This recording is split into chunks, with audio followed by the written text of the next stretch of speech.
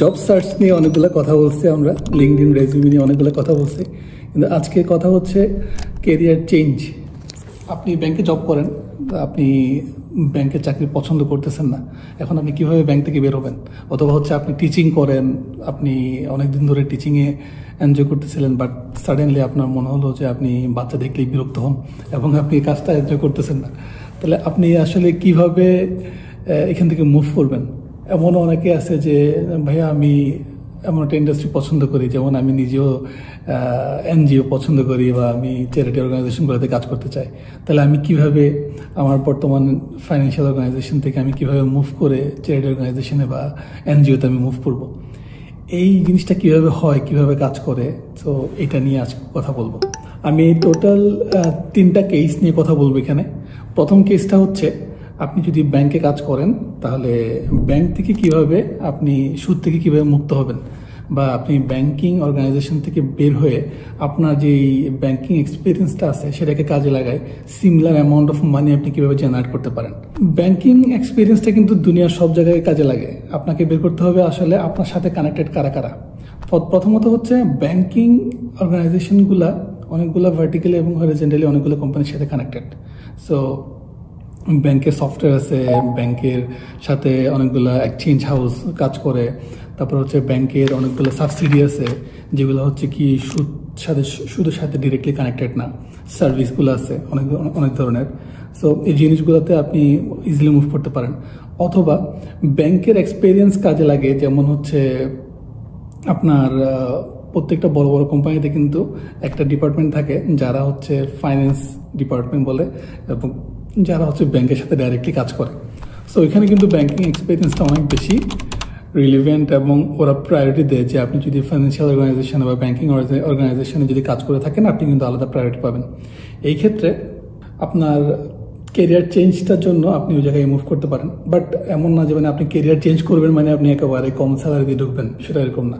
তা আপনি যদি প্রপারলি অ্যানালাইসিস করেন, প্রপারলি প্রিপারেশন নেন, তাহলে কিন্তু আপনি অনেক ভালো একটা স্যালারিতে এই ব্যাংকিং এক্সপিরিয়েন্সটা সেল করেই আপনি কিন্তু কাজ শুরু করতে পারেন। সেকেন্ড হচ্ছে ওয়ার্কিং ইন টিচিং। আপনি টিচিং নিয়ে কাজ করতেছেন, বাট আপনি টিচিংটাকে এনজয় করতেছেন না, তাহলে কি করা যায়? তো মূলত হচ্ছে আমার এরকম একটা ক্লায়েন্ট আছে, যে ক্লায়েন্টটা হচ্ছে সে টিচিং করতো এবং সে টিচিং থেকে মুভ করে সে অ্যাডমিনিস্ট্রেটিভ জবে কাজ করতে চায়, কারণ হচ্ছে তার টিচিং তার কাছে বোরিং লাগে। তো আমি তাকে বললাম যে তুমি টিচিংটা চেঞ্জ করতে চাইলে তাহলে টিচিংয়ে তোমার যে এক্সপিরিয়েন্সটা হয়েছে ওই এক্সপিরিয়েন্সটা তুমি অ্যাডমিনিস্ট্রেটিভ যেই রোলের জন্য যে রিকোয়ারমেন্ট আছে ওই রিকোয়ারমেন্টটাকে ফোকাস করে তুমি তোমার টিচিংয়ের এক্সপিরিয়েন্সটাকে কনভার্ট করতে পারো। কীভাবে? সেটা হচ্ছে আপনি টিচিং করার সময় অনেকগুলো স্টুডেন্ট ডিল করছেন, number of clients, number of people বা নাম্বার অফ স্টুডেন্টস আপনি ডিল করছেন। ওদের সাথে ডিল করার সময় আপনাকে কিন্তু অনেকগুলো অ্যাডমিনিস্ট্রেটিভ কাজ করতে হয়েছে। ওকে, তো আপনি একটা অ্যাডমিনিস্ট্রেটিভ জব সার্কুলার ওপেন করবেন, ওপেন করে দেখবেন যে ওই রিকোয়ারমেন্টগুলো আপনার এক্সিস্টিং জবের সাথে ম্যাচ হয় কিনা। যে জিনিসগুলো ম্যাচ হয় ওই জিনিসগুলোকে আপনি কোয়ান্টিফাই করবেন। যেমন আপনি বলতে পারেন যে আমি 50টা এক্সেল নিয়ে কাজ করছি, আমি 50টা ওয়ার্কশিট তৈরি করছি। সো এই ধরনের আপনি যখন কোয়ান্টিফাই করবেন আপনার যেই অ্যাকমপ্লিশমেন্টটা, তখন কিন্তু আপনার জন্য ইজি হয়ে যাবে কমিউনিকেশন করা। আরেকটা হচ্ছে কমপ্লিট ইন্ডাস্ট্রি চেঞ্জ। আপনি এফএমসিজিতে কাজ করেন, বা আপনি রেডিমেড গার্মেন্টসে কাজ করেন, আপনি এখন এনজিওতে কাজ করতে চান, বা আপনি হচ্ছে কি এনজিওতে কাজ করেন, আপনি রেডিমেড গার্মেন্টসে কাজ করতে চান। সেক্ষেত্রে যেটা করতে হবে, মানে আপনি এমন একটা রোল খুঁজে বের করবেন ওই ইন্ডাস্ট্রিতে যে রোলটা আপনার কারেন্ট রোলের সাথে ম্যাচ করে। সে ফর এক্সাম্পল আপনি যেমন আমি টেকনোলজি নিয়ে কাজ করি, আমি এখন এনজিওতে যেতে চাই বা আমি চ্যারিটি অর্গানাইজেশন যেতে চাই, তাহলে কীভাবে কাজ করতে পারি? যেহেতু আমি টেকনোলজি নিয়ে কাজ করি, আমার মূলত কাজ হচ্ছে টেকনোলজি, প্রোডাক্ট ডেভেলপমেন্ট, তারপরে হচ্ছে বিজনেস ইন্টেলিজেন্স অ্যানালিটিক্স। তা আমি দেখলাম যে পৃথিবীতে কোন কোন কোম্পানি হচ্ছে কি টেকনোলজি নিয়ে কাজ করে বাট চ্যারিটি অর্গানাইজেশনে। আমি খুঁজে দেখলাম যে প্রত্যেকটা বড় বড় চ্যারিটি অর্গানাইজেশন বা এনজিওগুলা তাদের সম্পূর্ণ ডেটাবেসটা, সম্পূর্ণ ব্যাকএন্ডটা হচ্ছে টেকনোলজি দিয়ে কন্ট্রোল করে। সো আপনি ইজিলি আমি কিন্তু চাইলেই আপনার টেকনোলজি এক্সপিরিয়েন্সটা ওইখানে কিন্তু ট্রান্সফার করতে পারি।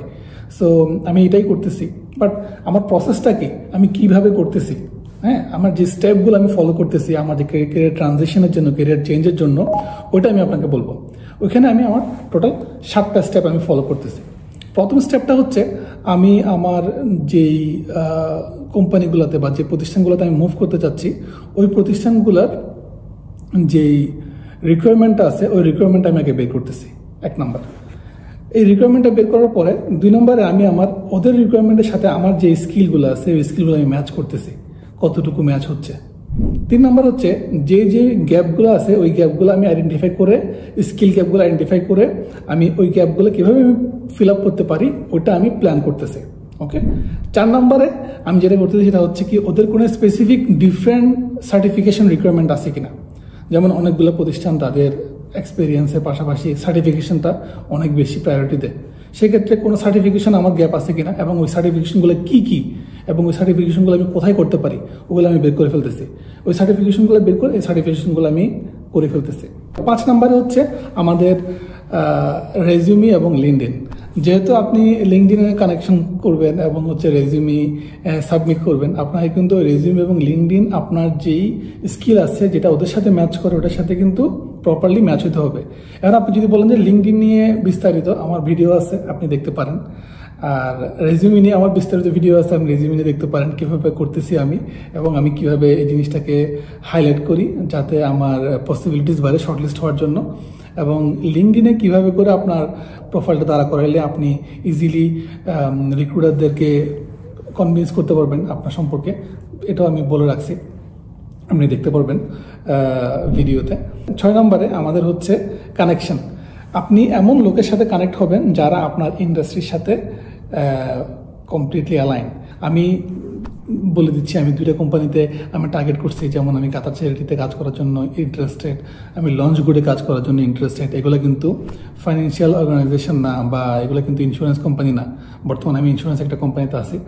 সো তাহলে আমি ওদের সাথে কানেক্ট হয়েছি এবং ওদের সাথে মিটিং করতেছি, ওদের সাথে বিভিন্ন ধরনের নলেজ শেয়ার করতেছি এবং ওদের কাছ থেকে জানতে চেষ্টা করতেছি ওদের আসলে কী টাইপের কাজ হয়। ওই অনুযায়ী আমি আমার নিজেকে প্রিপেয়ার করতেছি। তো পাশাপাশি ওদের জবগুলো তো আমি অ্যাপ্লাই করতেছি যাতে আমি একটা রেফারেন্স পাই, ওই সুযোগটা করতেছি। সো নেটওয়ার্কটা ইম্পর্টেন্ট। পৃথিবীতে 85%-এর বেশি জব কিন্তু ওয়ার্ড অফ মাউথ এবং পার্সোনাল রেফারেন্সের মাধ্যমে হয়। সো এটা খুবই খুবই খুবই ইম্পর্টেন্ট আপনার নেক্সট কেরিয়ার চেঞ্জে জবটা পাওয়ার জন্য। ফাইনাল হচ্ছে কি আপনার কেরিয়ার শিফট বা কেরিয়ার মুভ করার ক্ষেত্রে সবচেয়ে ইম্পর্টেন্ট পয়েন্ট সেটা হচ্ছে আপনার ফাইন্যান্সিয়াল স্টেবিলিটিটা। আপনি ধূপ করে জব সুইচ করে আপনার ফ্যামিলিকে একটা ডিফিকাল্টিসের মধ্যে ফেলে দিবেন না।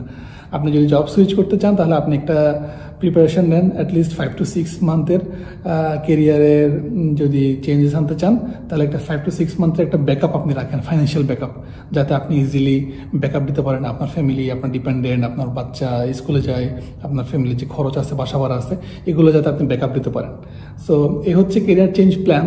সো আপনার যদি কোনো কোয়েশ্চেন থাকে অবশ্যই আমার কমেন্ট করবেন এবং যদি কোনো এই ধরনের ভিডিওসগুলো আপনি বারবার দেখতে চান তাহলে আমাকে অবশ্যই সাবস্ক্রাইব করবেন।